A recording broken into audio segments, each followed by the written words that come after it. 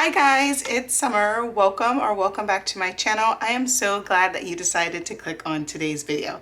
In today's video, we are going to be doing my weekly budget check-in. But before I get started, my name is Summer and I'm currently on a financial journey to pay off all of my debt while saving money at the same time. I do budget using a zero-based budget and with the help of the cash envelope system. And here on my channel, I am documenting my journey to financial freedom. And I make videos on budgeting, paying off debt, saving money, and pretty much anything money related. If that's content that you're interested in, go ahead and give this video a thumbs up and definitely consider hitting that subscribe button to join me on my financial journey. I would love to have you become a part of the family. If you are a returning subscriber, thank you so much for coming back and joining me for another video. I truly appreciate your support. So in today's video, we are going to be doing my weekly budget check-in. I really like to do a weekly budget check-in every week. That way I can just do a weekly reset, look at my spending, and then make adjustments and just really look to see if my spending is matching up with my financial goals. This week I did have a lot of spending, so I definitely want to do this check-in so that way I know where I am at and how much money I have left to spend this month. I'm gonna go ahead and zoom in. Because I spent so much this week, I had to use two budget check-in sheets. I did get this weekly budget check-in sheet off of Etsy. I will try to link it in the description box if you are interested in it. On my weekly budget check-in, I write the date, the item I purchased, the category it came out of, the cost, and then I identify if it was a need or a want. And then at the bottom, I go ahead and add up all my spendings for the week to determine how much money I have left over for the month. And then lastly, I do a reflection. So let's go ahead and get into my spending for the week. On April 1st, I did make a purchase off of Amazon. I did buy a soap dispenser that came out of the household category, and that was $34, and I would say that that was a need. On April 1st, I did make another Amazon purchase. I purchased a spray bottle for my kitchen that came out of the household envelope. That was $11, and I would say that that was a need. On April 2nd, I did go to Chipotle and I picked up some lunch that came out of the food category, and that was $25. That was a need. That was lunch for both my son and I. On April 2nd, I did go to Happy Hour. That came out of the food category, and that was $14. I would say that that was a want. On April 2nd, I did go to Walmart and I picked up a frozen pizza that came out of the food category. That was $8, and I would say that that was a need. On April 3rd, I did get my nails done. That came out of the self-care envelope, and that was $34, and I would say that that was a need. On April 1st, I did order some hair oil off of Amazon. That came out of the self-care envelope. That was $9, and I would say that was a need as well. On April 4th, I did go to Fraser Farms to pick up some groceries. That came out of the food category, and that was $56. That was a need. On April 4th, I also went to Vaughn's to pick up some groceries that came out of the food category, and that was $16. I would say that that was a need. On April 4th, I also went to Costco to pick up some groceries and spent $112 on groceries, and I would say that was a need. I have a really hard time getting all of my groceries from one store. I usually have to go to 2 to 3 stores to get my groceries. On April 3rd, I did have some Mexican food. I met a friend for lunch that came out of the food category, and that was $12. On April 2nd, I did go to McDonald's to pick up some food that came out of the food category. That was $12, and that was a want. On April 7th, I did order takeout pizza from Papa John's that came out of the food category. That was $46, and that was a want. On April 7th, I did pick up some cleaning supplies that came out of the household envelope. That was $19, and that was a need. On April 7th, I did have to place an order on Costco.com for some air filters. That came out of the miscellaneous category, and that was $71. I would say that was a need. On April 8th, I did pick up some groceries from Costco. That came out of the food category, and that was $17. That was a need. I only needed 2 items. I did go into Costco with a list, so I just needed eggs and bacon and some whipped cream, so that was $17, and that was a need. On April 8th, I did do a Target pickup order to get some things for my son's Easter basket.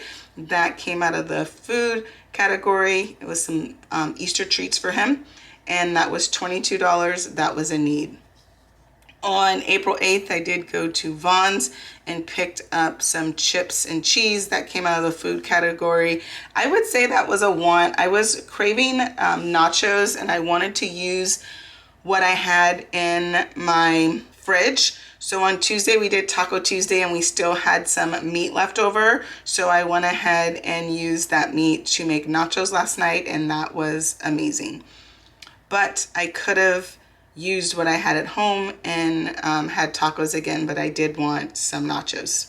On April 9th, I did go to Barnes & Noble to pick up a book for my son, as well as the world's smallest Rubik's Cube for his Easter basket. That was $33, and I would say that was a need. On April 9th, I did place an order on Amazon to pick up a cell phone case for my son's Easter basket. That came out of the shopping category, and that was $17. That was a need. On April 2nd, I did get gas. That came out of the gas category, and that was $55.48, and that was a need. So some people, for their sinking funds, they will have a Easter sinking fund. I did not have a Easter sinking fund.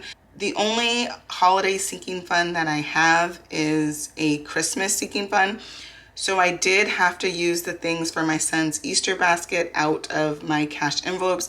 That tends to work for me. I just really like to use the sinking funds for larger expenses. This year I did ask him to list, I saw on Instagram, some people were sharing for Christmas. They have their kids pick out something they want, something they need, and then something, I think, like educational. So I did that same thing for my son for Easter. I took that idea.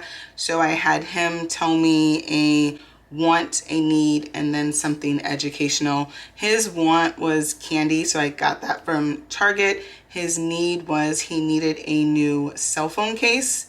And then his educational is he wanted a book number 2 from a series that he is reading. And then I just surprised him with the world's smallest Rubik's Cube. He really is into Rubik's Cubes, and he's very fast at solving them. So I thought that that would be a nice gift for him. All right, now that we went ahead and went over my spending, let's go ahead and do my budget check-in. So for this part, what I need to do is I need to use the highlighter method. I use the highlighter method to track my expenses. And we're gonna go ahead and highlight all of my expenses until for food. So let's go ahead and see. We have Chipotle. Food is the category that I struggle with the most, as you can see.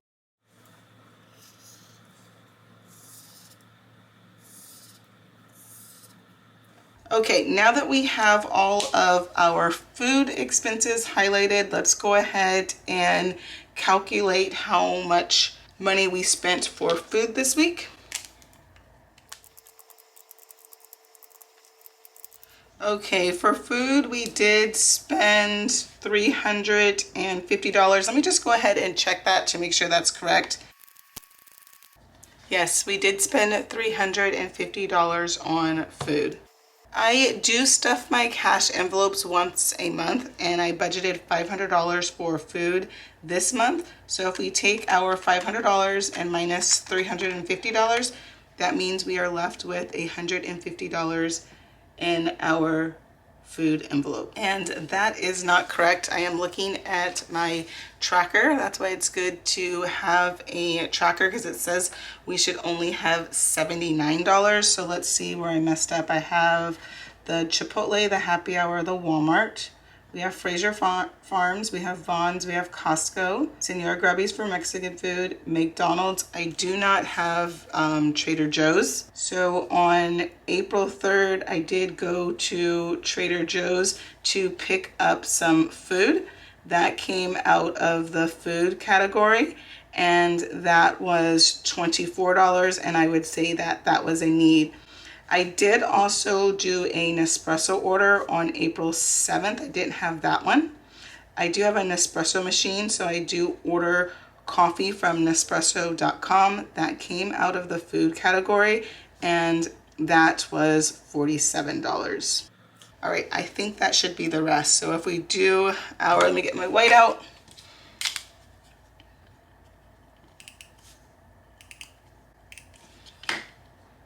That's why I like to do the weekly check-ins. That way I can just look at my finances and update my trackers and my wallet. I find that it's easier to track my expenses weekly. So if I take the $350 plus my Trader Joe's $24 plus my Nespresso of $47, that means this week for food, I actually spent $421. So if we take my monthly food budget of $500 and subtract my weekly spending of $421, that means we are left with $79. So this week I did spend a lot on food. A lot of that is because I did move back into my house and my kitchen is finally done. So I did need to stock up on some groceries. A lot of the things that I did have in the fridge, some of them did expire, so I had to clean out my fridge and get some new items. But I'm really hoping that I will be able to end the month on track and not go over budget in the food category. So we are left with $79. So I'm definitely going to have to watch my food spending for the rest of the month. For gas, I did get gas one time on April 2nd. That was $55.48. I am cashless for gas. So I just track my gas expenses on my tracker, and then I just use my debit card when I go get gas. I find that that works. I definitely don't go over in the gas category, so it just works to be cashless for that. So I budgeted $300 for gas for the month, and we spent $55.48. So that means I am left over with $244, and that is another mistake. We spent $55.48. So that means we are left with $244.52 for the month. For guilt-free, which I am calling my shopping, I had, let's see, Barnes & Noble for my son, his cell phone case, and that is it. Usually for the shopping, that is for me. Sometimes I'll call it guilt-free, and that's just an envelope where I can just spend that money on things that I want and not feel guilty about it. So we budgeted $50. We spent $33 and $17. So we budgeted $50 and we spent $50 this week. So that means we have $0 left in our shopping envelope for the month. For household, I'm using this gray color. And let's see. We got some cleaning supplies, the soap dispenser, and the spray bottle. So for household, we had $34 plus $11 plus $19. We spent $64. So if we take our $75 minus $64, That means we should be left with $11. For miscellaneous, we did have one expense. I had to get some new air filters. That was something I was not expecting. I had someone come out to check my heater and they told me that my air filter needed to be replaced, and the air filters typically should be replaced every 3 months, so I definitely want to start tracking that. We budgeted $75 for miscellaneous and we spent $71, so we have $4 remaining in. We budgeted $75, we spent $71, so we have $4 remaining for the month. For self-care,